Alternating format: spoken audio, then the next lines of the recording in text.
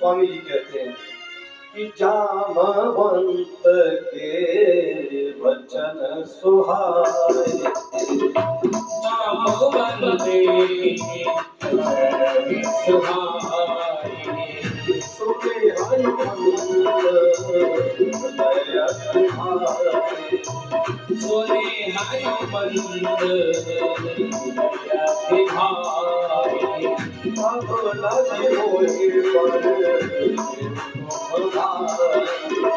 तबे लगे मोहि परे दुख भारी, सहे दुख कंद भय खाए, सही दुख कंद और फल खाई, जब लगे आओ सीतही देवी, जब लगे आओ सीता देवी, मोहे काज मोहे हरष देवी, मोहि काज मोहि हर्ष विशेषी, यह करि आए सबल गाँव माता, यह आए सबल रघुनाथा, चले हर्ष दिए धरे रघुनाथा, चले हर्ष हिय धरि रघुनाथा, सिंधु तीर उदर सुंदर, सिंधु तीर उदर सुंदर, मुकुट चढ़े उताऊ पर, चढ़े मुलाऊ पर, बार बार रघुवीर सवारी, बारी बारी रघुवीर सवारी, हरे गोवर्धन हरे बनधारी, हरि वर तनय बलधारी, जय चरण तेरी हनुमंता, जय चरण तेरे हनुमंता, चले उदा पाताल तुरंता, चले सुगा पाल तुरंता, जिमि अमेर रघुपति दरबारा, जिमिया मोहे रघुपति दरबारा, तेरी भांति चले ओ हनुमाना, तेरी भांति चले द्वारा।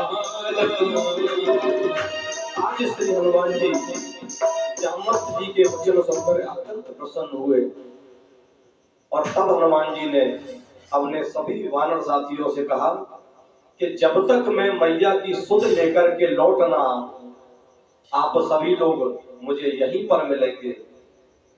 किसी प्रकार कंद मूल खाकर दुख पाकर मेरा इंतजार करना और कार्य अवश्य सिद्ध होगा, क्योंकि मेरे हृदय में अत्यंत हर्ष की अनुभूति हो रही है। यहाँ बाबा एक संदेश देना चाहते हैं कि जब भी हम किसी कार्य को करते हैं तो बड़ी प्रसन्नता के साथ उस कार्य को करना चाहिए, और जिस कार्य को करते समय मन में संशय उत्पन्न हो उस कार्य को कदापि आगे नहीं बढ़ाना चाहिए। जिस कार्य में हर्ष का अनुभव होगा वह कार्य निश्चित रूप से सिद्ध होगा। हनुमान जी समुद्र के किनारे पर एक सुंदर नाम के पर्वत पर आए और आकर के मेरे प्रभु पर्वत के ऊपर चढ़ गए और बार बार राम नाम का उच्चारण कर रहे हैं, मानो ऊर्जा का संचार कर रहे हो। हनुमान जी ने जितने वेग से पर्वत से छलांग लगाई है, एक गति का नियम है, आप सभी ने सुना होगा कि जितने वेग से वायुयान आगे जाता है उतना ही वेग पीछे भी छोड़ता है। तो जिस पर्वत पर खड़े होकर हनुमान जी ने अपना वेग प्रकट किया उतना ही वेग उसके नीचे गया। हनुमान जी ने इधर छलांग लगाई और उधर उसका कंपन पाताल तक गया। हनुमान जी का वेग जितना ऊपर था उतना ही नीचे था। पाताल 7वां तल है और 7वें तल में जब वेग उत्पन्न हुआ तो सारे देवता, नाग, मुनि, किन्नर जो रावण के भय से पाताल में छुपे रहते थे, जब पाताल तक उसका वेग गया, तरंगे गई, तो देवताओं को यह आभास हुआ, क्योंकि उन्हें मालूम था कि चलत दशानन डोलत अवनी। जब रावण चलता था तो धरती डगमगाती थी। आज देवताओं को यह भय हुआ कि कहीं ऐसा तो नहीं है कि रावण आ रहा हो और यह धरती डगमगा रही हो। इधर मेरे पवन पुत्र हनुमान जी ऐसे चले जैसे रघुपत भगवान का बाण चलता है कि जिमे अमोघ रघुपति कर बाणा, एही भांति चले हनुमान।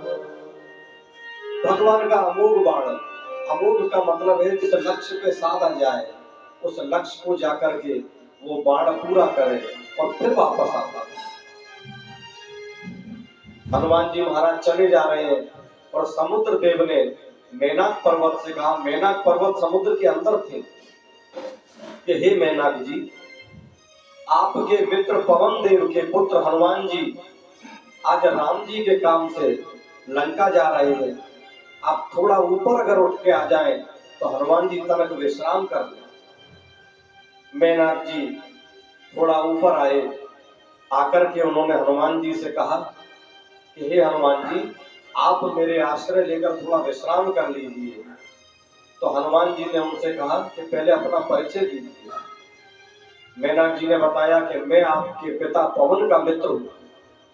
तो हनुमान जी ने कहा कि पिता का मित्र पिता के समान होता है, ठहरिए काका जी, पहले मैं आपको प्रणाम कर लूं।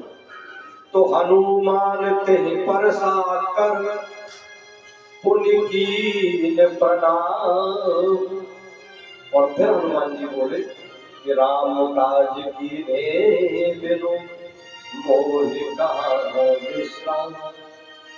आज पवन पुत्र ने अपने हाथ से मेनाक जी को स्पर्श करके प्रणाम किया और निवेदन किया कि हे काका जी, बिना मेरे प्रभु का काम किए मुझे विश्राम नहीं है। देवताओं ने जब हनुमान जी को जाते देखा तो देवताओं ने सुरसा नामक माता को कहा कि जाकर के हनुमान जी की परीक्षा तो ले लो, ये लंका में जा रहे हैं, रावण अत्यंत प्रतापी है। सुरसा आज हनुमान जी की परीक्षा लेने के लिए चली है। उसने हनुमान जी को जाते देखा और जाकर के हनुमान जी के रास्ते में खड़ी हो गई और कहती है कि आज सुरधन मोहि दीन आहारा, सुनत वचन कहे पवन कुमार। सुरसा मैया बोली कि आज देवताओं ने मुझे खूब आहार दिया, आज इस वानर का मैं भक्षण करूंगा।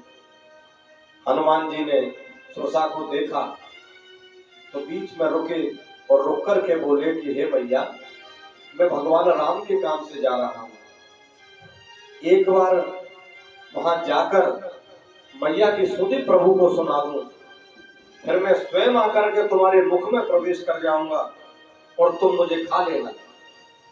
लेकिन जब सुरसा नहीं मानी तो हनुमान जी महाराज बोले ठीक है मां, तो तुम भी अपना प्रयास करके देख लो और तुम मुझे खा लो। अब सुरसा ने अपना